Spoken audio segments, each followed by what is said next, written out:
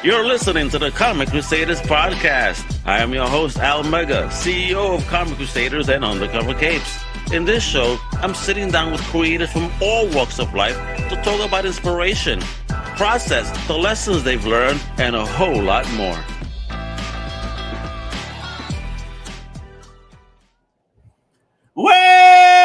What up, me gente? Strap in, tighten those laces on those Timbs, and grab those variant covers, mi gente, because today on the Comic Crusaders podcast, we are bringing the rooftop energy straight to your soul. I mean, yo, when life threw him the hardest storyline twist imaginable, this man didn't just tank it. He turned the page like a true superhero, actor, writer, director, and all-around warrior, all right? This brother has gone toe-to-toe with colorectal cancer and won. That's right. But he didn't come out of that journey just stronger. He came out with purpose, baby. And in true geek hero fashion, he's doing something so powerful it belongs in the annual special, selling his beloved comic book collection. His treasures, his lifelong companions to raise funds for the kids at Sloan Kettering's Children's Cancer Center right back home in New York City. That's not just charity, folks. That's heart. That's legacy, you heard? That's the kind of thing that makes Stan Lee sit up in heaven and say, Excelsior, kid. You know what I mean? For real. I mean, on top of that, because this man refuses to slow down, refuses, he has a new film called Brooklyn, Minnesota, not New York, all right? Don't get it confused. Starring opposite his own daughter. She's a legend herself in the making, Amy Madigan, yes. Now, this one is, racking a festival win like Infinity Stones, all right? It is drama. It is heart. It is family. It is that Brooklyn grit, because Brooklyn, no matter where it is still Brooklyn, baby, all right?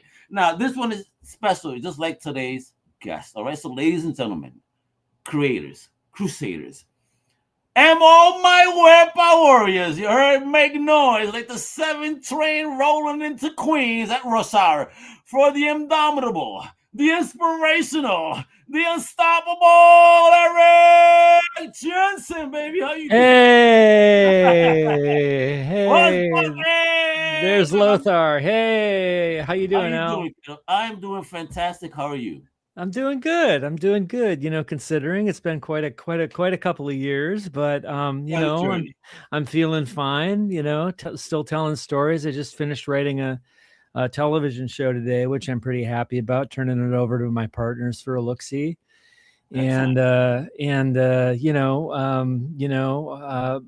daughter had an audition today for a monster thing. I can't go any further than that. Okay. But a super cool monster project, which she really wants to do because she takes after her old man a little bit in that way and liking that genre stuff. Just a tad, right? Just a tad. It's just all I can say is monsters. That's all I can say. What's a wee bit? All right. Yeah. Well, awesome. Listen, I was telling you this in the green room. I'm a daughter daddy. I'm kind of jealous. Shout out, homegirl, you should be happy working with your daddy, because I wish my little girl was working with mine, and we could create magic. But it's all right. She's on her lane, and eventually we'll meet up in that crossroads and make our stuff pop. That's right. Well, I waited till she asked. They come around again. Kids are rubbery. They want to do their own thing for a while, and then they come around. We were kids ourselves. We know what it is. Yeah. We wanted to bullshit our parents for a minute, but now we love them to death, and they're our best friends, right? Yeah, that's right. That's what happened. That's what happened. Erik, my brother.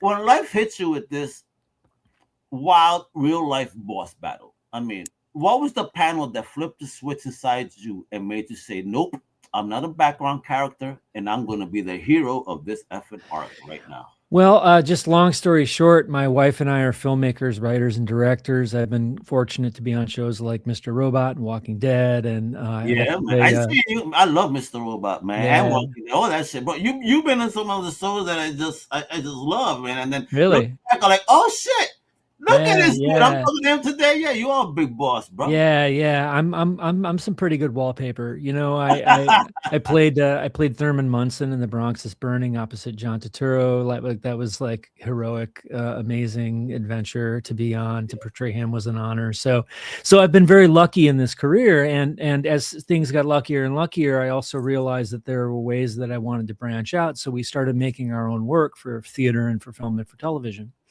And we directed it. Yep. Before you start going into even all of that, you know what?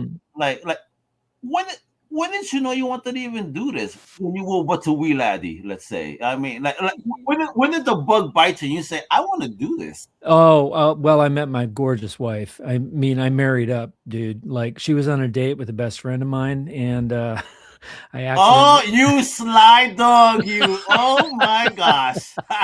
It was an accident. Gossip right here. I crashed the date. He said, she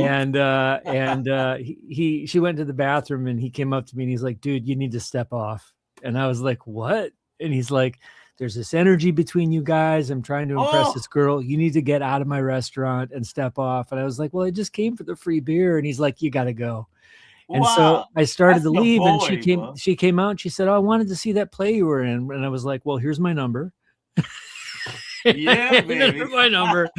And then 3 months later, he came back and he said, "You know, that girl, her and I really didn't get along, but you should really like get her number." And I was like, "That's okay. She's moving in with me. She moved in last week." Oh, yeah. So, you want to come over for dinner? Yeah, exactly. And so he ended up DJing our wedding. He's a really cool dude. His name is Kelly Cole. So shout out to Kelly Cole. So look at this.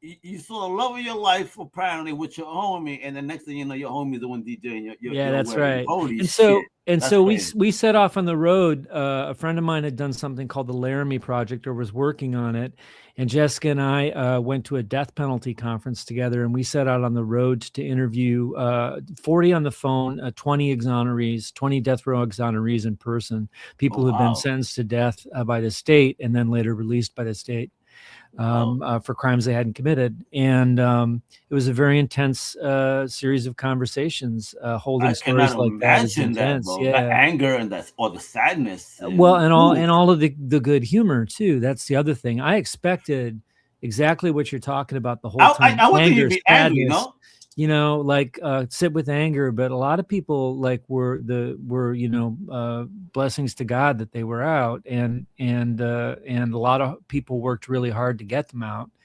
So there was a lot of gratitude there too. Oh, wow. And so we interviewed these people, and we brought the stories to our friend Bob Balaban, and he said, "Great, let's do a reading." And he said, "Can I show it to some friends?" And we said that'd be fine. And a week later, he called us up and he said, "Tim Robinson, Susan Sarandon want to do your reading." So before I knew it, we had Ossie Davis, we had Delroy Lindo, we had let me get a broom, Richard bro. Let me get a broom. Yeah, I need a broom to pick up all these names. Holy shit, bro! Legends. All these people, all these legendary people who Robin Williams, like all these people I looked up to, came out to do the play.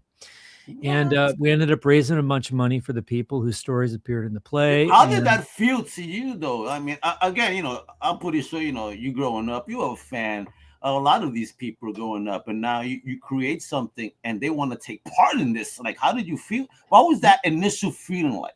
Well, the initial feeling was after Holy Crap was let's get to work, because, we had a show to promote and we had work to do, and it was all us actors in it together. And so this whole hierarchy of you're famous and I'm not famous and stuff like that disappeared. Everybody was there to be of service to the story, which is they were equal of value. Exactly.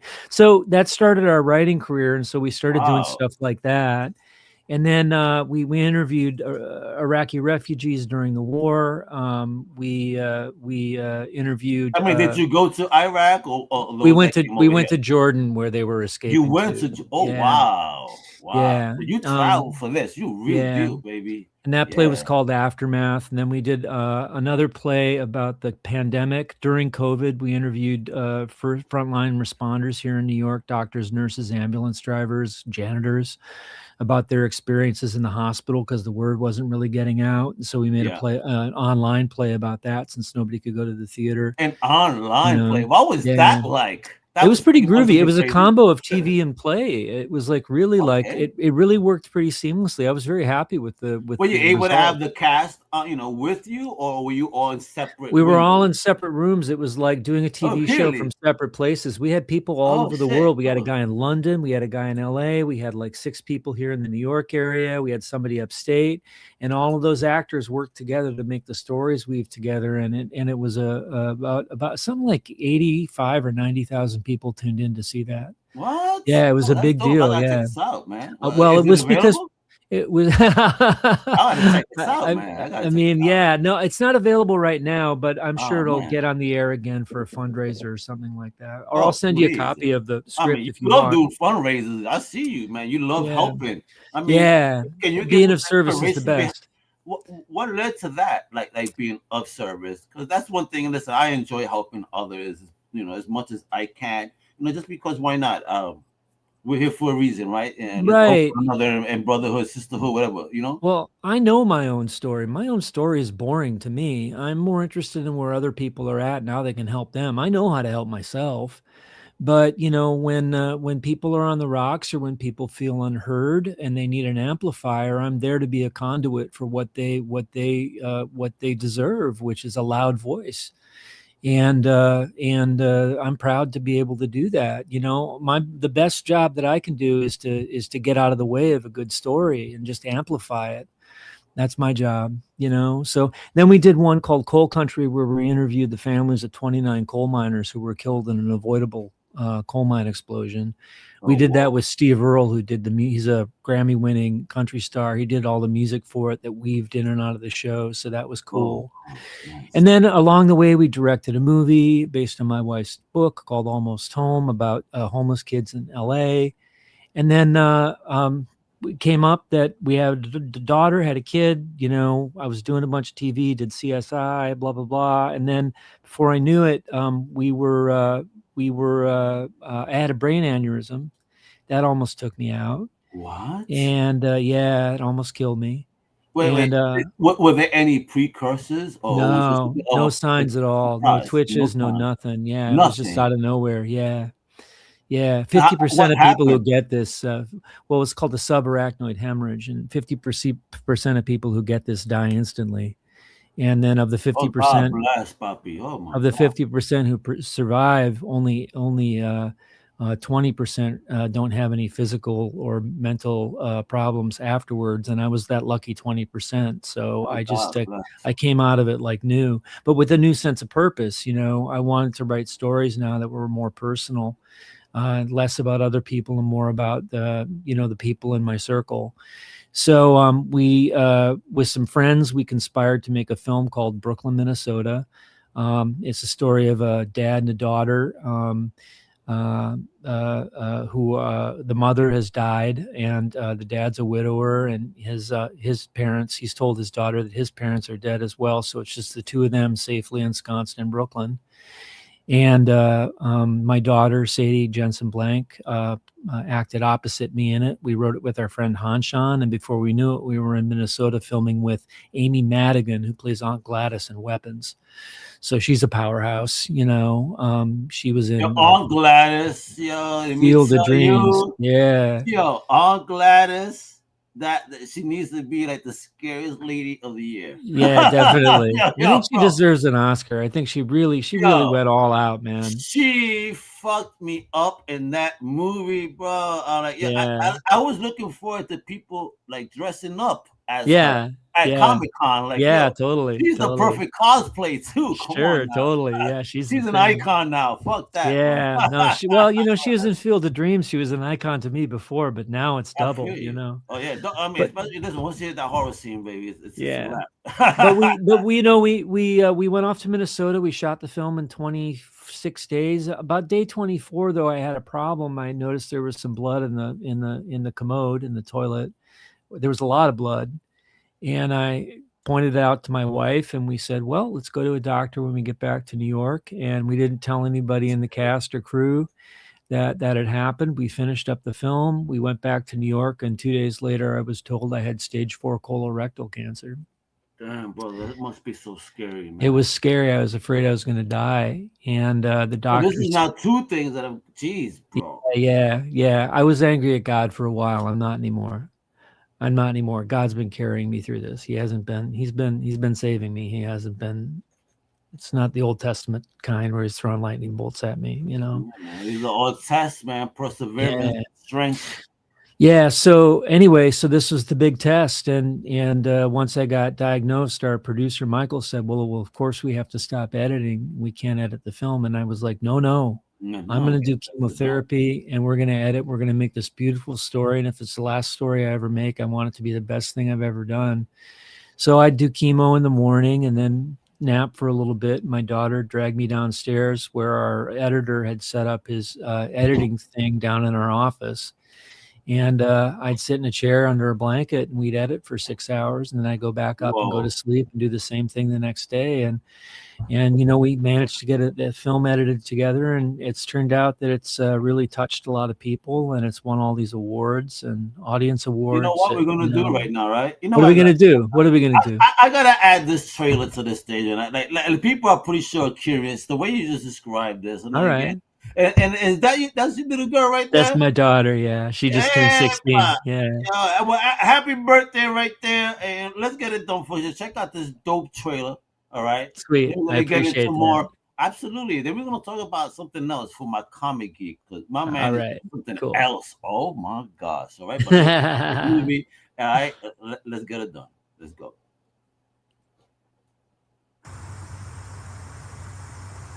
You okay? Nope. Fred Swanson, 76, is survived by his wife Gail, his daughter Emma, his son Kurt, and granddaughter Maisie. When your mom died, I decided. And he plays the dead mom card. Hello, Maisie. Like your shoes. Yeah, I'm super into the late 1900s. Suddenly old. She does that. Well, we can all catch up at the reception. Actually, Mom, we gotta hit Chicago. Kurt. Yeah, we'll be there. What?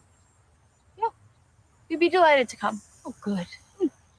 We'd be delighted to come. Who are you, Anne of Green Gables? Many times. You're the Swanson kid, right? You must be Maisie. Yep. Scotty. Are you feeling overwhelmed? A little. Me too. Riot Growl? What is Riot Growl? Riot Girl? Riot Girl. Yeah, it was started by girls in bands like Bikini Kill and 7-Year Bitch. You ever heard of them? No. I mean, Grandma showed me all this family stuff, Grandma? and she measured me on the family wall. Okay, I get She it. lied to me. They're my family, too. Me and my dad have this game called 3 Questions. Oh, my baby. I get to ask him anything, and he has to respond no matter what. Nice. He's getting pretty tricky with the answers, though. Why does Dad hate his dad so much? Hello? Oh, no. Hey. Well, I'm sorry you had to quit something you're good at. I can only imagine if I lost my wife, whoever I had left, wouldn't want to let them out of my sight. Yeah, that sounds about right. Grown-ups are just drama. Covering up again, Mom. We all used to get along. Man, you hear some tones here, boy. I know what it's like to lose the love of your life. No, you don't, Scotty. Your wife ran off with the dentist from Park Rapids. Diane, do you want to apologize? How's Grandma doing, kiddo? Oh, please don't call me kiddo. Sorry, ma'am. Am I gonna get canceled? He's from Outer Banks. He's great. There's Jacob Moran. Oh, how's the old homestead? Well, it wasn't her idea. The torture car. Okay, well, we didn't plan that part. Mom was a badass. Yeah, she was cool. Hey, Jesus. Don't say Jesus in front of my mom. You will not hear the end of it. Okay, Christ. I mean it. I will not save you.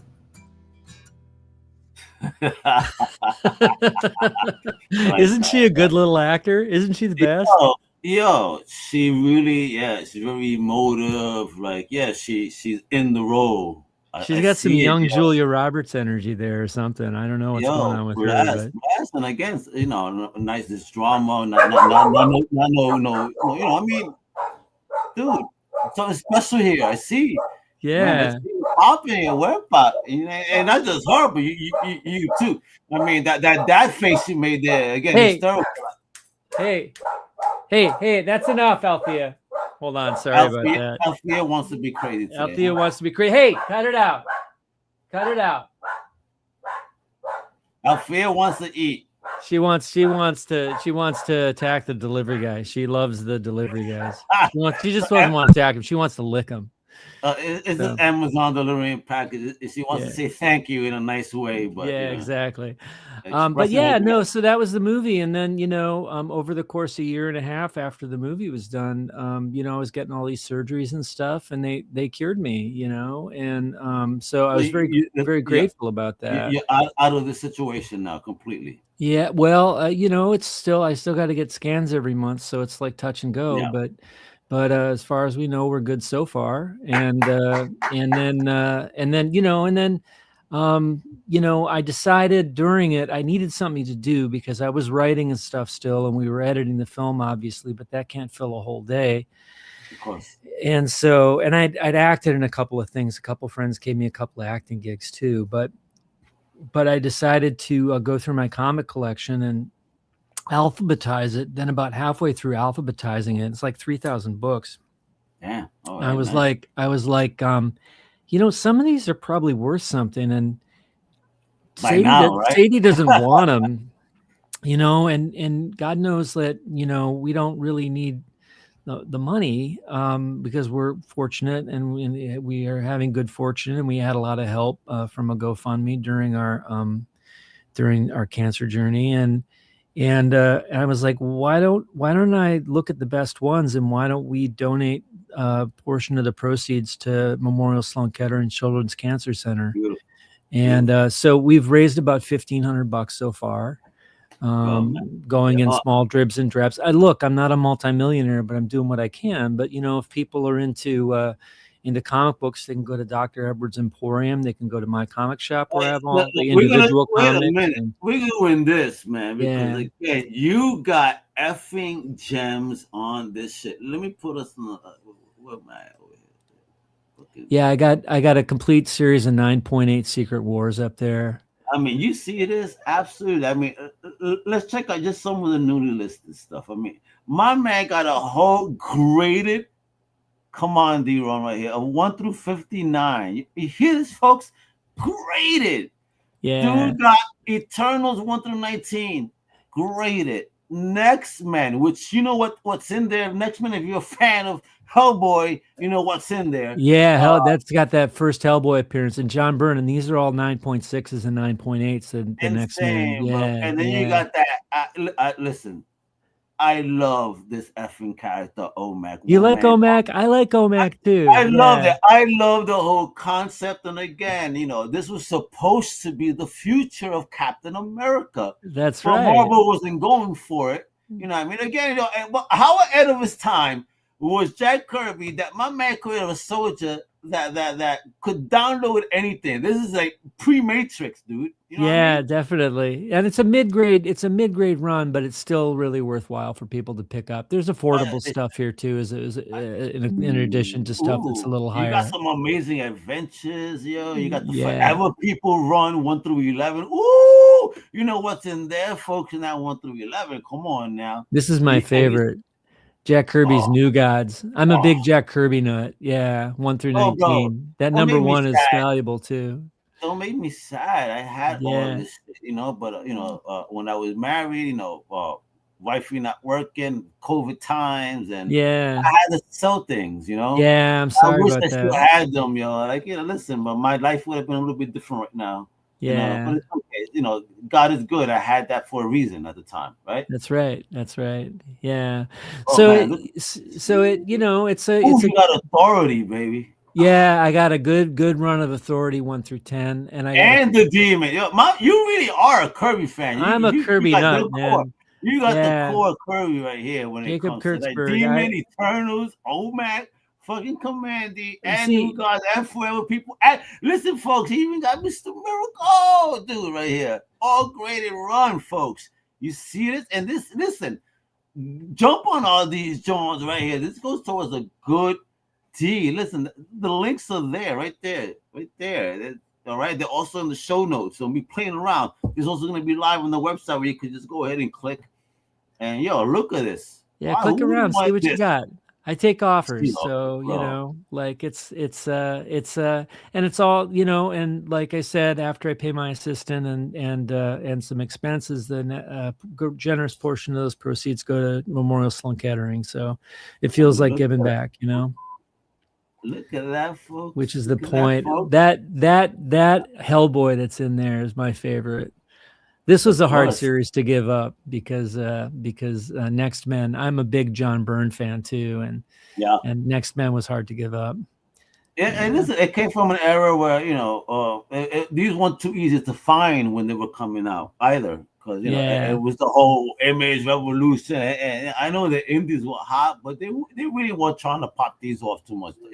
Dark Horse wasn't at every store, unfortunately. Yeah. They sort of glutted the market back then, in the 90s. And this right here, this is dope, man. The Authority's the best, man. Here, bro. Man, when I read this run originally, I was just on the floor. I said, yes, this is what Justice League should have been. Like, fuck that, This is why I buy comic books. Right? Exactly. This is why, exactly. Listen, and even you're a hero, you're not going to be nice. You're going to want to really wrong the rights, right? And even though it may seem authoritarian, superheroes will wind up doing that. They will. Yeah. Power will corrupt. I don't give a fuck. Period. Yeah. And Warren Ellis is one of my favorite writers. So, it's nice to meet somebody who's excited about this stuff as I am. It's really great. Yeah, and this is my comic shop. I got a range of stuff here from old Supermans. I got a Fantastic Four number 51. Action comics, old school shit. Yeah, I got a Fantastic Four number 51. That's an 8.0. That's not too pricey, but it's the famous Jack Kirby story, This Man, This Monster, which I think is Jack Kirby and Stan Lee's best really? comic they ever put out. Ever. Yes. That's the one that's gone down. Oh man, All-Star Squadron right there, folks. Yeah. All-Star Comics too. My man ain't playing, dude. Damn, you had these type of gems you were picking up. Where did you pick these up? From when these you were these are from a spinner rack when I was a kid, and they're all really affordable. There's there's a bunch of 9.8s, bunch of 9.6s. I got 8s, 8.0s, 8.5s, and some affordable 7.0s for people who are just starting their collections. I try to anything below that, unless it's really old, I try to weed out. Oh shit, my man got Dr. Strange Fate, that amalgam, since now that Marvel DC crossover is going on right now. They're doing a lot of new amalgam type characters. Do you like the amalgam stuff? I like it too. I love the back in the day stuff, and I'm happy that Dark Claw they represent. I was gonna say, yeah, right. Dark Claw was listen. I'm not, but I think that fuck Batman or Deadpool mixed whatever the fuck. Nah, bro, we just need Batman mixed Wolverine. That's it, done. Yeah, that's Dark it. Claw is the best of them. Give a fuck. There's a good one. And this Doom Patrol from back in the day was fantastic. Oh, there's a signed Doom Patrol. If you go up there, that one right there that you just passed. One more down. No, one more down. That's up. Go down. Down.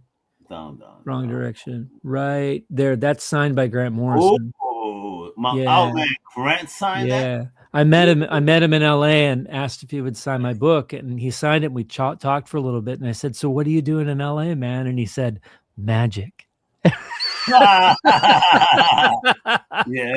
and I believed him, so it was all right. And that classic Electra, right there. -3. Too bad you couldn't get the whole thing almost in 6. Bill Sienkiewicz, yeah, he's the best. Those Eternals, my man got stuck. Oh, I love this Ex Machina run. Ex Machina is great, man. Ex Machina is great. I thought it was so dope. What if one of the towers was saved, the first superhero ever, but he was a weed smoking man? I was like, what the fuck? I love this book. What happened? I don't know. They should have made it into a movie or a TV series or something, but you don't know what happens with that stuff. Yeah, they kind of screwed up Y the Last Man. That made me very angry. Oh man, yeah, right. Y the Last Man could have been so much better. They really fumbled the ball on that. That's one of my favorites. The other one that I like is coming up is Fables. I'm a big Fables fan. I got a really good run of Fables that I'm going to put up on my store, 1 through 30, that are really, really nice grades. A bunch of 9.6s and 9.8. So that's going to go up on the eBay store. I went back too much because I want to see that one you got right there. We got to see. We're on the page. Okay, he said Fables. He got Fables all over the place on this one. Again, a great run of books, and and my man just ended it right. Oh shit, my man got Freak. I got the Freak Brothers. Yeah, those are originals. Wow. Those are some of them are first prints of the fabulous furry Freak Brothers. Yeah. Oh, you're already printing one. Hey, bro, stop lying. Yeah. Yo. I got a bunch of underground stuff. I was a big R. Crump. Well, I was a cartoonist. These are not easy to for find. A minute. Listen, if you guys are comic book freaks, this is the no pun intended. I drew for High Times magazine for a little while. Oh, word! Check you out, bro. Mighty Bomb. How do they compensate you with weed? Kinda, yeah. Hey man, whatever works, baby. Shit, why not? And there we go, right there, folks. Look at that, right there. This is the actual picture of the book, right there. Look at that. Yeah. Oh, that's a classic. Beast, man. That is hard to let go. That is my favorite comic book that I've ever read. Did you watch the Fantastic Four this summer? Oh yeah, I loved it. Did you enjoy it? Yeah, I enjoyed it. What did you think of how the thing looked? Everybody knows about that. I think it was pretty close. Some people thought he was a little too shiny. Shiny? Yeah. Too glossy. He was buffing his rocks.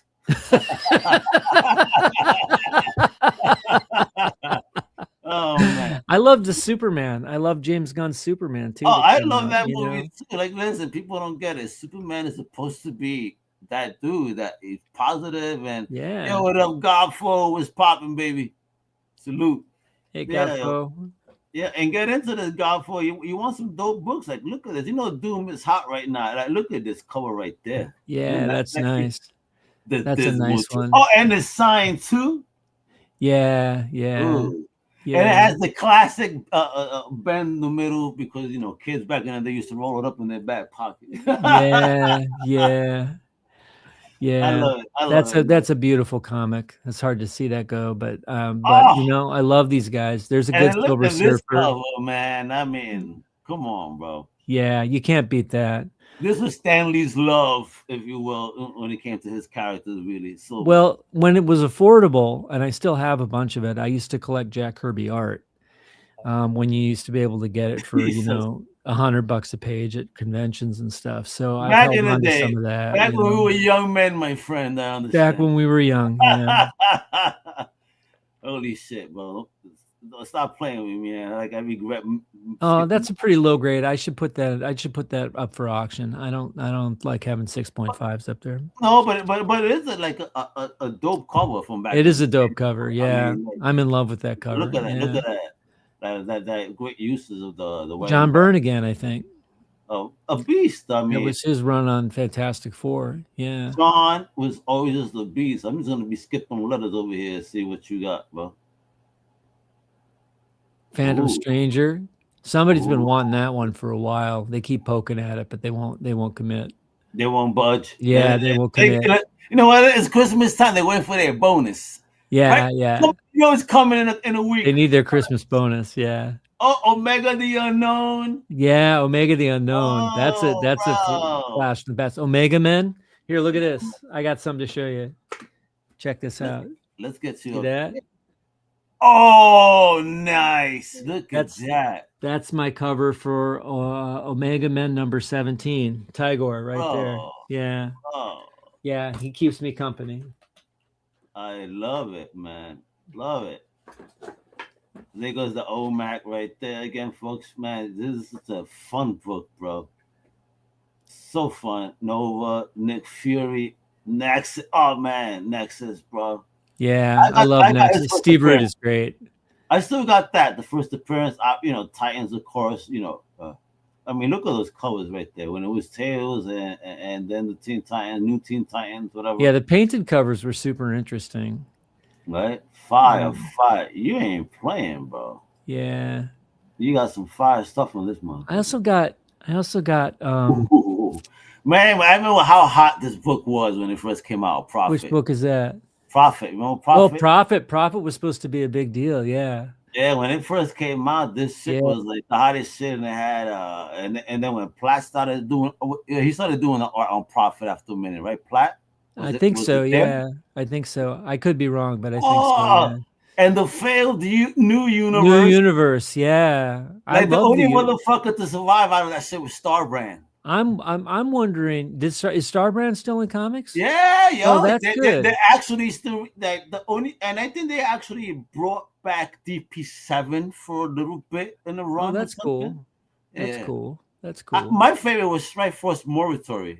Oh yeah, Strike Force I got a bunch of those. Strike Force Morituri was there's rumors that's going to be turned into a show. Bro, yeah, that was ahead of its time too. Way ahead of its time. Like talk about Bloodstrike. Life fell bitter for that shit. For Bloodstrike. Yeah. There's Strike Force Morituri had a lot going for it. What else you got there? Oh, it's Punisher 2099, baby. Yeah. Love it. Yeah, Punisher 2099. R.I.P.D. man, which was the movie, folks. This is #1 first print. Hey, look at this. Yeah. It was a movie, folks. Yeah. You know what I mean? It wasn't bad. With Jeff Bridges. I like that movie. I don't like people who hate on that movie.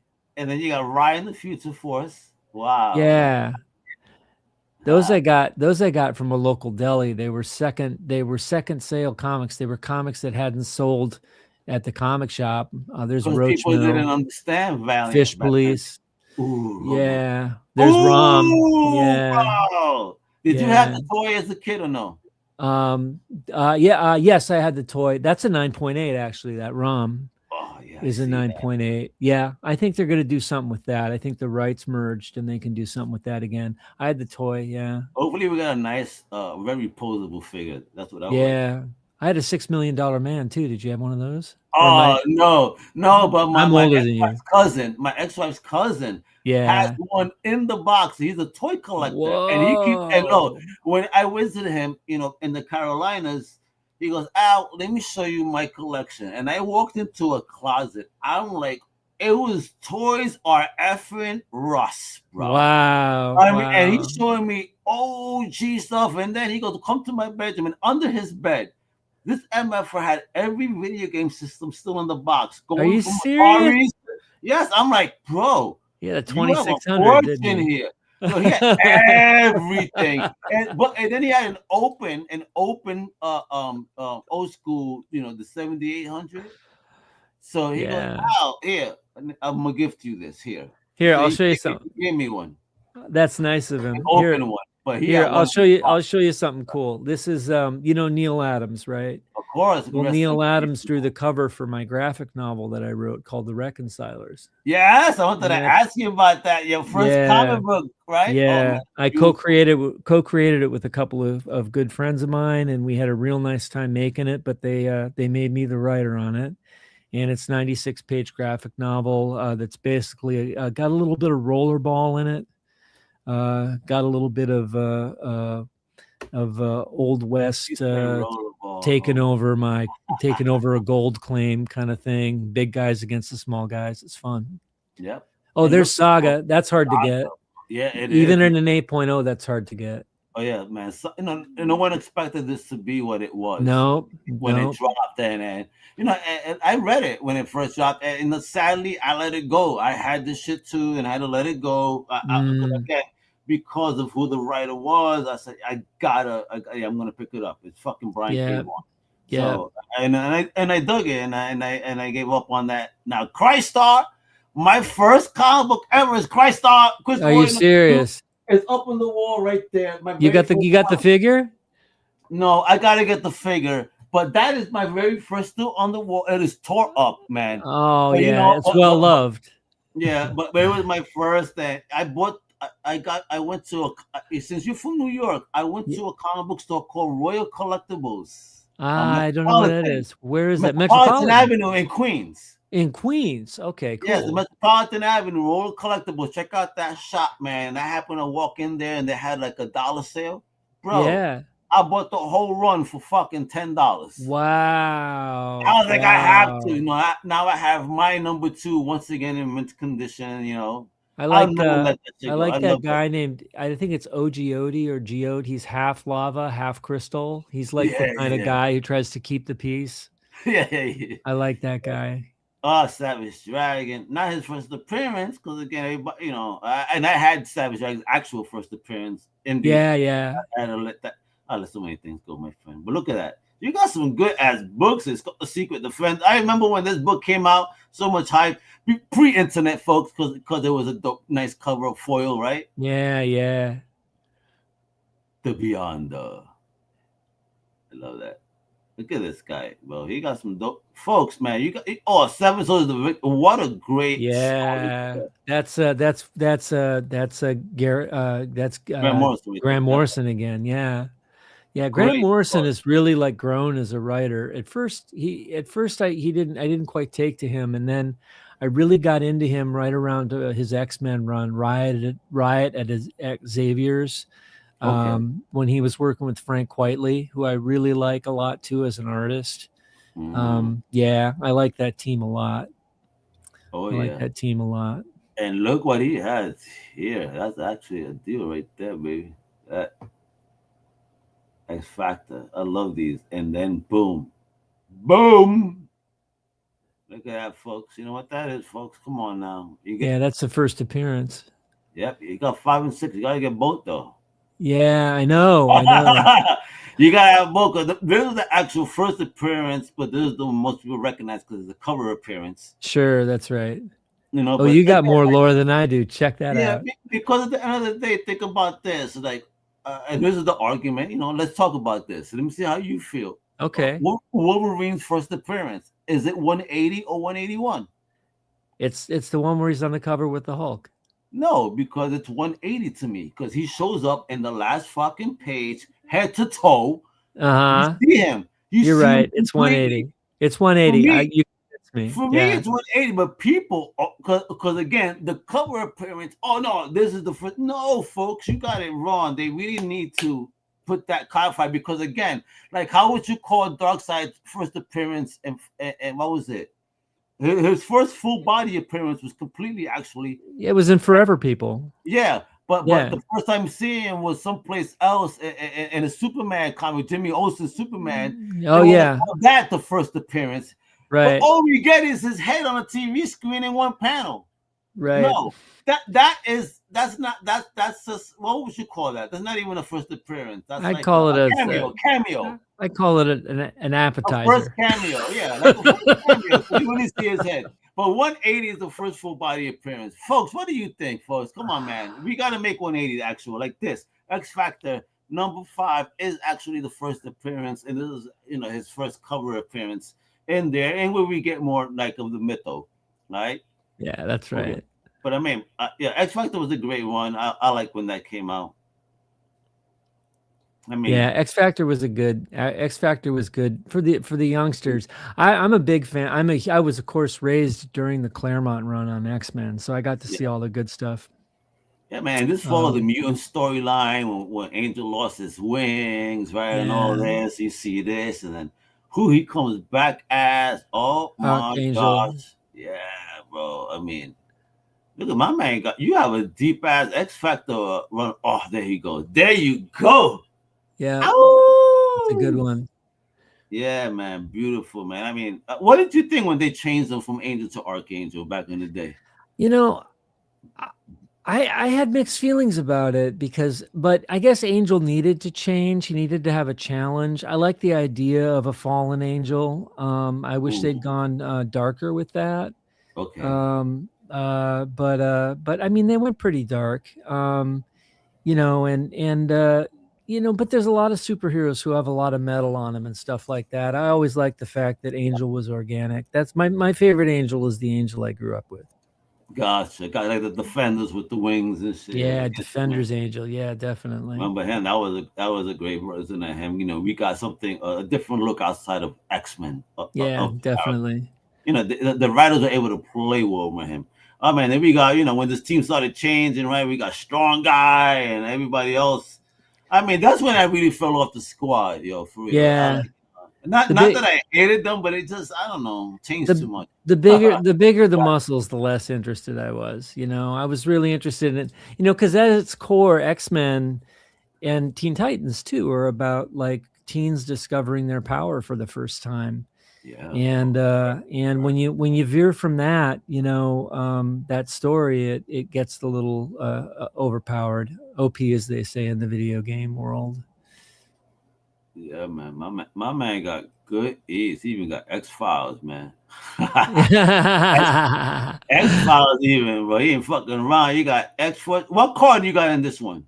This one says no card included. And this, of course, the famous second appearance of Deadpool. Yeah.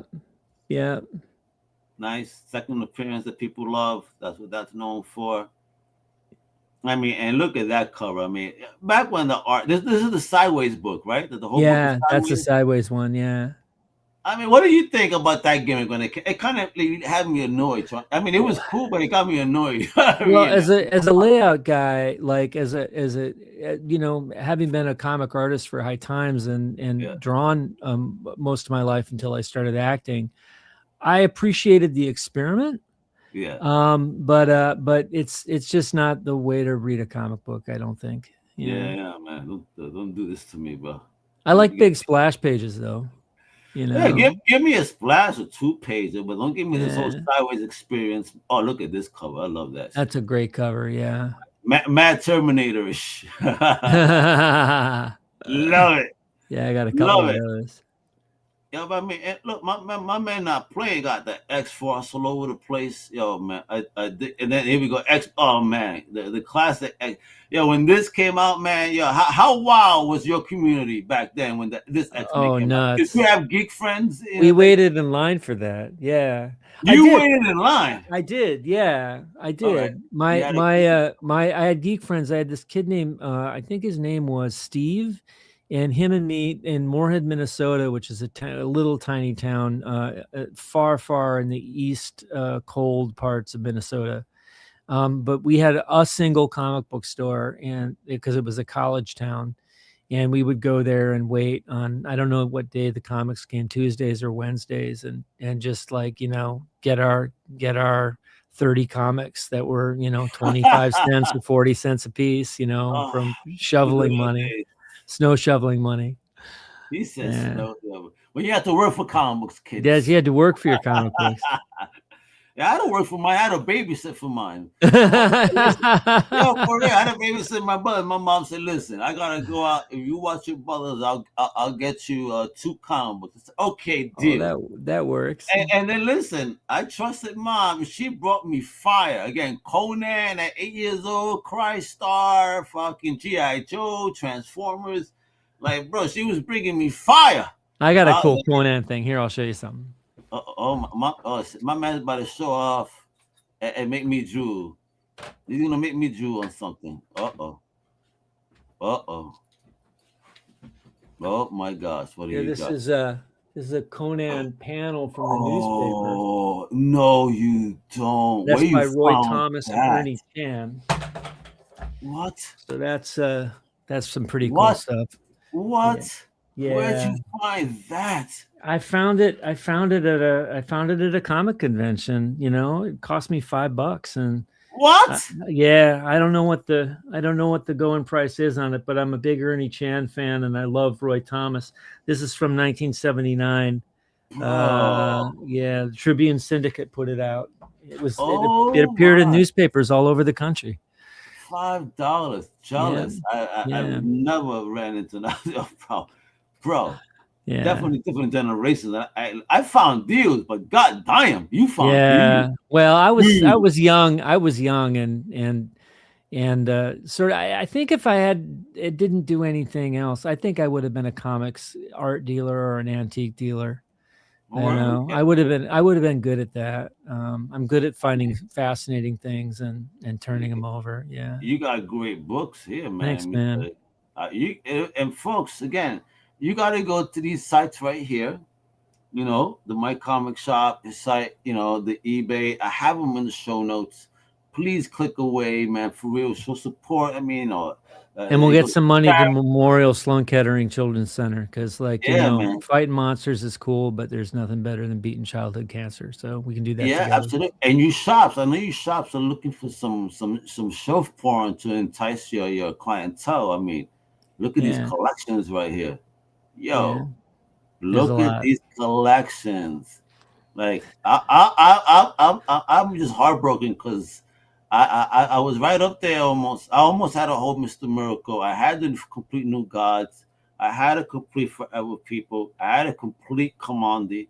I had a complete Old Man. Oh God, you're breaking my heart. Well, it'll come back. It'll come back around. It always does. And I definitely had a Demon #1 at least, because of course you got to get the #1. You got to get the number ones. Yeah. You got to get the number, because back then number 1 actually meant something. 9.8 #1 Demon is hard to find. The highest I could get was an 8.5. So, oh wow. Yeah, listen. They're of age, and people that have them are not letting them go because they're not letting them go. King, baby, from the King. Yeah, the Jack King Kirby, my favorite comic writer who fought actual Nazis. Yeah, bro. Yeah. Like he said, he would punch them in the face. But again, look at these collections, folks. Please, I mean, he got everything: comics and graphic novels. He got everything here, everything.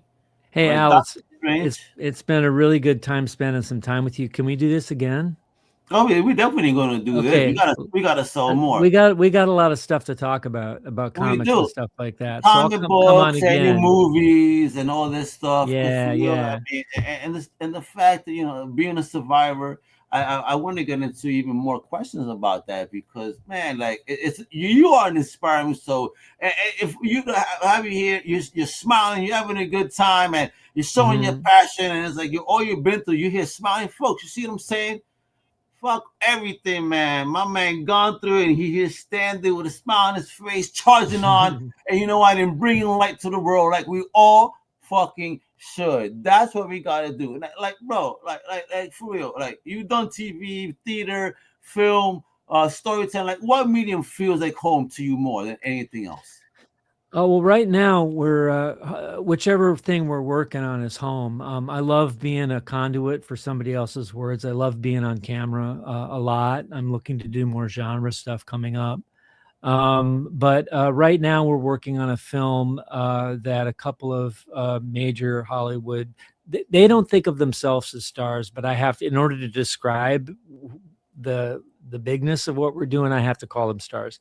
So 2 major Hollywood stars have signed on board to be in this comedy that we're making that's a murder mystery that takes place in New York City. So so it's going to be kind of like Knives Out meets Clue. It's going to be a lot of fun. Oh my! And listen, I have a movie guy, my business partner. He's all about movies, man. So send those movies my way. He's a reviewer, and listen, he knows how to chat with movie directors and get into your cinema. So listen, I would love to hook my man Clep from Critic CX. And lastly, are you, any appearances anywhere where we could see you and shake your hand in person? Are you doing anything in person anywhere? I'm not doing any appearances now. I will be doing some stuff after January. But maybe one of the conventions. I don't do Walking Dead conventions anymore because I don't like beating a dead horse. But my friends who do them, I really love them, and so sometimes I'll go and visit them, which is nice. All right, bet. And hope to see you in New York. Folks, this is what it is, mi gente. This is what it is. If today's convo didn't make you believe in resilience, some art, heart, and straight up superhero energy, and also some dope ass sales that actually help people, bring that goodness to your heart. Listen, Christmas isn't just about, receiving, how about giving? And you want to give to those kids that are less fortunate and help those kids that are going through those families. I mean, what my man is doing here through his collection, it's beautiful, man. So right here, Erik Jensen is living proof that creativity, it heals, and that kindness multiplies, and that the human spirit is in fact stronger than any villain that life throws at us. All right, preach, baby. So support his film.